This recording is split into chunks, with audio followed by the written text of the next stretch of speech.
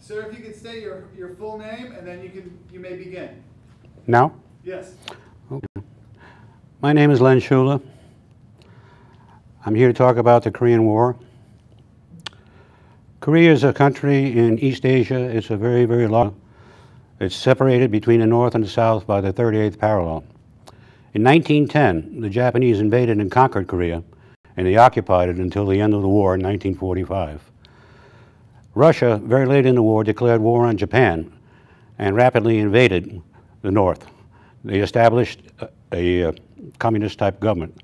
Simultaneously, the United Nations charged the United States and a number of the United Nations members to go into the South to establish a democracy. In 1950, the North invaded the South. They had had 5 years of very, very heavy support by Russia in terms of people, tanks, airplanes, artillery, other implements of war. They quickly pushed the South Koreans out of the capital, which is Seoul, all the way down to the southern end of the peninsula, which is a city called Busan. Fortunately, the United States still had a very sizable force in Japan, and they went across the Sea of Japan, supported and stabilized the perimeter at Busan. Shortly thereafter, in a brilliant move by General MacArthur, they launched an invasion of the seaport of Incheon, which is just west of the capital of Seoul and well into the North Korean territory. They were very quickly able to cut the North Korean lines of communications and fought some very, very severe battles and decimated the North Korean forces. They pushed them all the way up to the border between North Korea and China, which is the Yalu River. For all practical purposes, the war militarily was over. But then, to everyone's surprise, several 100,000 Chinese crossed the Yalu River in the north and pushed the Allied forces all the way back to the 38th parallel, where all of this began. Finally, an armistice was decided between the North and the South, not a peace. No peace treaty has ever been signed. And it was at the 38th parallel where it all began. It was a very costly war. In the 3 years of warfare, 54,000 Americans lost their lives. By comparison, in the more than 10 years of the Vietnam War, 56,000 Americans died. A lot of people don't realize it.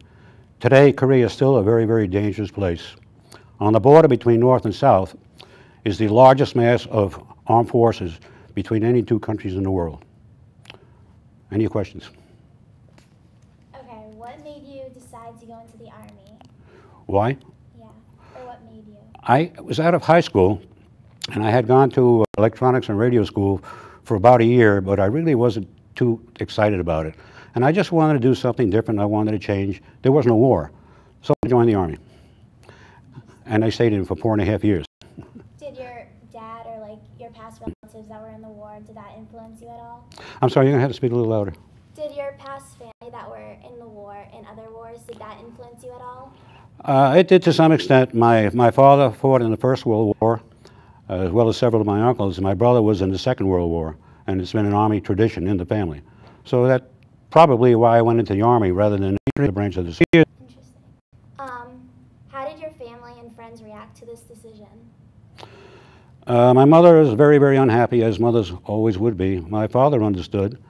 My brother, who had just come out of the Marine Corps, was also very understanding. My friends, most of my friends went into the Army or the Navy. At that time, did you have a girlfriend? I had several. I had no steady girlfriend. Oh, okay. What was the most memorable experience you gained from being in the Army? From being in the Army, I would say self-reliance and discipline. Self-reliance within a group. We were all reliant on each other. But discipline mostly, which I was sadly lacking. Did you lose any close friends? Did I lose any close friends? Yes, I lost several.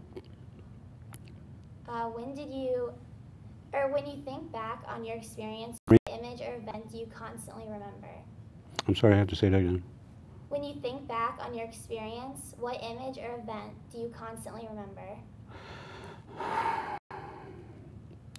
I think it was the devastation that I saw in Korea. By the time I left, there wasn't a building standing that I could see. It was more than one story. Many of them multi-story buildings, but they were completely and totally devastated. But the impact on the people was something I'll never forget. Hundreds of thousands of them were killed were taken away to the north. Certainly many, many more than that were dislocated from their homes. Very interesting, many, many years later in my job, in my business, I went back to Korea, 25 times on business, and I just could not believe there was not one sign that a war had ever taken place there. It was very modern, very sophisticated, and very wealthy. Interesting. Can you describe your ranking, position, or job you're responsible for? Sure. I went in the Army as a private soldier. Over the years, I advanced to sergeant. Then when the war broke out, a lot of people went to officer candidate school, and I graduated as a second lieutenant. I went to an advanced artillery school, and from there I was sent to Korea, where I stayed for about 18 months.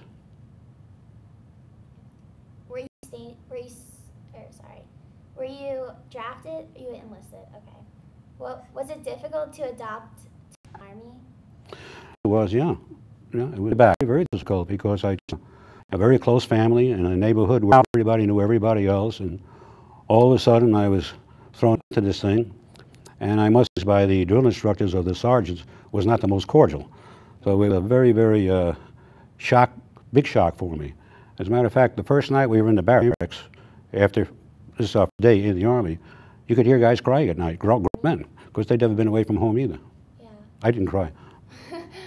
Did you have to go to a training camp before you went overseas or into the Army? Did I what? Did you have to go to a training camp? Training camp? Mm-hmm. Oh yeah, sure. I went through many, many camps while I was in the Army. The first one was always basic training. We learned the basics of how to be a soldier. And then I went to a radar fire direction school. And I went to leadership school, which was before OCS. Then I went to officer candidate school for 26 weeks. Did you keep in touch with your family and friends back home? Oh yeah, yeah. They were very, very good. I had a lot of aunts and uncles, and my aunts always wrote me letters and sent me packages, and popular. I got more packages than anybody. Where were you when the war ended? When the war ended, I was on my way home from Korea. I went from there to Fort Worth, Massachusetts. My commission was over, and that's where I left the Army to come back home. How did you return home? How do I what? How did you return home? On a slow boat. It took almost 2 weeks from that port of Busan, which I mentioned before, to San Francisco. And then from San Francisco, they flew us back to the East Coast. How did family and friends react to your homecoming? Oh, they were elated. They really, really, particularly my mother, because you can imagine a mother seeing her son go off to war and very, very worried. But all my cousins, my friends, my family, they were very, very happy to have me back. I was happy to be back. Was it hard or easy to readjust to your home life again? It was, yeah. After 4.5 years in the Army, it was very difficult. It took probably more than a year before I really felt comfortable being back in the civilian routine. Yeah. Did you keep any of your fellow friends over the years? You know, over the years, the number of fellows that I kept in contact as steadily did, they just moved away. We need to be in touch, or some of them passed on, died. I have one friend who I went all through OCS with, and I still keep in contact with. He lives in Denver, Colorado. Interesting. Any other questions? Mr. Hines usually comes in and follows up with some Okay. questions as well. But did you have any other experiences that, and Kelsey had asked you of things about something that really, when you shared, of course, the impact on the civilians when you were in... Specifically being a civilian? Yeah, or no, I mean, you said that anything, it could be a contact that you made with a civilian there, or any other experience that you really remember clearly. Of the Korean War? Time, in the service. I have a lot of them I remember. I used to have nightmares for the first couple of years after I got back. Mostly, fortunately, I was never wounded. My radio man was wounded. He took some shrapnel in his right arm, but fortunately it wasn't that serious. But we were shelled constantly, every day, as we were shelling them. And I had 2 concussions. But I never had or anything like that. One time when we were shelled, we were living in bunkers, and a shell exploded just right over the bunker and collapsed it. And we laid under there for about an hour and a half or 2 hours before we could dig our way out. And that was the most frightening experience I ever had. I don't forget that. Ooh, I was gonna say, I can't imagine that. Mr. Heinz is gonna follow some additional questions. At what conflict did you arrive in Korea? I arrived when they were being put back from the and just before they got back all the way back to the 38th parallel, that's where I joined the 25th Infantry Division. I went in the replacement. Okay. When you got to the 38th, when the war kind of stagnated. Yeah. Were you guys did you guys stay in the same position the entire time, or did you guys move around? We moved, but not very far because of the stagnation, and there really was a demilitarized zone which nobody really paid any attention to. So it was back and forth, but certainly not like the surges in the beginning of the war, or towards the end of the war. But we moved around quite a bit. Being in the artillery never goes into reserve. So when my division came back for rest or to be deployed someplace else, being a forward observer with the artillery, I worked with the United Nations forces from Greece, Turkey, and Ethiopia. Did you guys come across prisoners of war, or with the lines moving back and forth? Did you guys? Oh yeah. They were trying to infiltrate our lines all the time, and we were trying to do the same. Primarily South Koreans going north, but we had quite a few prisoners of war. Yeah. Did you have any contact with them? I know a lot of the Chinese did not speak English at all. No, I had no contact with them. I saw them. I was shooting at them, shooting at me, but no, established any contact. Okay. With artillery coming in, and being with artillery and indirect fire coming in, people realize how incredibly scary it is, because it's devastating. Arbitrary. It's devastating. Most of the casualties in war are caused by artillery. Yeah, I know you just talked about being buried. From what I've understood, that certain veterans I've talked to the Korean War, there was almost a schedule to it, when they would, or the harassing fire. Can you explain what was your daily life like being under fire like that? Well, there were times of the day where, yes, they would be coming out of their bunkers. Usually depending on the time of the year because of the amount of daylight. They would come out of their bunkers just before dark or dusk, something like that. And we could time the fire. We knew when they were coming out. And we would send a generation of artillery fire, primarily airbursts. Of course, they were in the outlet. But it was, one was a target of opportunity, and that could happen any day. Sometimes you'd go 2 days without firing around. And then some days, you'd have 20 or 25 fire missions. When you were supporting with the UN troops, did you work, when you're saying you're working with the Greek and the Turkish and the Ethiopians, yeah. Ethiopians, were you, being a forward observer, were you actually with those units? Oh yeah, right up at the front line, sure. That's where a forward observer is. The two kinds of observers, you have an aerial observer. We used to fly spotting airplanes back and forth across the lines. Of course, they had no anti-aircraft at that time, and they would direct fire, which we could not see. It would be behind hills or things like that. And then you had the infantry forward observer like myself. I would be assigned to an infantry company, be right there with them and direct the fire to any target of opportunity. Okay. I'm going to kind of switch gears here. When you returned from the conflict, yeah. Did you feel that the country was behind the Korean conflict? No, definitely not. See, I remember very vividly, I was a teenager at the time when the World War II ended. Some of the neighborhood boys were coming through. Oh, they had huge parties for them, welcome home banners and everything else like that. But when I came home from Korea, it was nothing like that at all. There were no welcome home parties. There was not the amount of interest, and I don't know why, that there was in World War II, perhaps because World War II was such a much larger conflict, although the casualties were so high in Korea. Do you... That didn't bother me, by the way. Okay. Some people kind of bother them a little bit, but no. I think, you know, the veterans from Vietnam and Korea, especially Korea, they're like, people just don't know. They don't care. Huh. And they do kind of get sore about it. Like, people closest to me knew and they cared, and that was enough for me. That's good. Yeah. Do you bear any resentments toward the Chinese or the communists? No. At all? No. Okay. I don't bear any enmity to the Japanese or to the Germans either. War is war. Soldiers don't create war, politicians create wars. It's all over.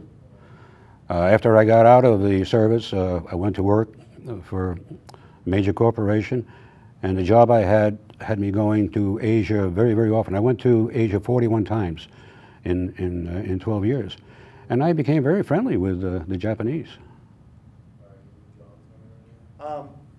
When you were when you were in an FO over there, what was your daily life like? What would it consist of? Did you have a kind of a regimen of how you guys went about your business each day? Well, see, if FO has a very small group working with him. He has a radio man, he has a driver, and he has two other guys that help move stuff around, and also as observers too, partial observers. Routine, somebody was always awake. We broke down into like 2 hours on, 4 hours off, or things of nature like that. We ate individually when we could, because everything, of course, was canned or packaged foods and things of nature like that. I didn't have any specific times when we ate. At dusk, everybody was alert, because that's when we saw most of the movement by the Chinese. You went to sleep, if you could sleep, whenever you possibly could. But there was always about somebody awake all throughout the entire night. Were you ever on the lines when the Chinese tried to attack or overrun your lines? I was overrun twice. Well, thankfully, they were very small. They were more probes rather than a big frontal assault. But they did overrun us when I was with the South Koreans. They overran us twice. The South Koreans pulled back. But we had in reserve a bunch of Marines who came back and took the position again. I stayed in the bunker, and I kept directing fire while they were doing that. I directed fire on my own position, because I was in a bunker, and I knew if they used air bursts, it wouldn't bother me at all. Were you, did you receive any decorations for your service? Korean service medals. Huh? Because if you did something like that today, they'd probably give you the Congressional Medal of Honor. I don't think so. When you're dealing with all these different units, did you have any, I guess, would you have rather been with the American Army or the ROCs? I would have felt much more comfortable with the American Army. One of the problems I have is communications. I worked with the Greeks. There was not one person there that could speak English. The same thing with the Turks. The Ethiopians surprisingly spoke very, very good English. I don't know why. But they knew what I wanted to do, and I would point out, on a map or things like that, where I felt we were going to establish concentrations of fire, and they would nod like that, like that. But those were usually periods of maybe 2 to 3 months before my division came back online. But it was very, very enlightening, very interesting. Do you, looking back, do you think your Army service was a good thing? Oh yeah, it was for me, absolutely. As I was saying before, it taught me a lot about life. It taught me an awful lot about myself, and it gave me the discipline, which has steadied me very well throughout the rest of my life. When you were in combat and being in that stressful situation, could you describe to somebody like the teenagers that are here, like what that is like, how it feels to be constantly in that kind of situation? Yeah, it's fear. You're constantly afraid, because you never know when the next shell is going to be in the right place at the wrong time. So it's a constant fear. You don't sleep well at night. You don't eat well at night. And physically, you just feel very, very, very tense. That's what most of the feeling was, yeah. When you were, I'm sure in your officer candidate school, you probably had a lot of contemporaries that were either wounded or killed. Did you lose any people that were especially close to you? Yeah, I lost three fellows. Do you know what happened to them, or? They all were killed by shells, and we had several others wounded. Yeah. Okay. Was there anything? I know you said you were, buried, unfortunately, in your bunker for a little while. Was there anything? Probably on the other hand, that in times of great stress or situation, you have times of just things that just kind of come out as humorous or funny or kind of enlightening, in these terrible situations. Anything like that ever occur to you? I think the funniest thing that ever happened, I was directing fire on a small hill, and we hit it very, very heavily, and all of a sudden, an eruption of paper flew up into the air. And the guy that was with me, he was a liaison officer, he was visiting all of the FOs up there. He said, "I think you hit a paper mill." That's the only thing I can remember that was funny. All right. Is there anything you'd like to, you know, as a personal experience of the Korean War, would you like to give to the future generations, or kind of explain, or something that you think it might be important that you may be able, you not necessarily be able to get in the history books? I was proud. I was very proud. I was very proud of my military service. I was proud of the time that I spent in Korea. And I was very, very happy with the caliber of men that I met there. Officers and men are very, very dedicated, very courageous too. That's my best recollection of my service. All right, great. I don't have any more questions for Okay. you. Thank you for coming in. Oh, it's my pleasure. That was great. I enjoyed it. Now we used to, when I served, we had the FOs were now, they also did the air along with it in the Marine Corps. So they'd be doing the air and the artillery now. So those guys really had to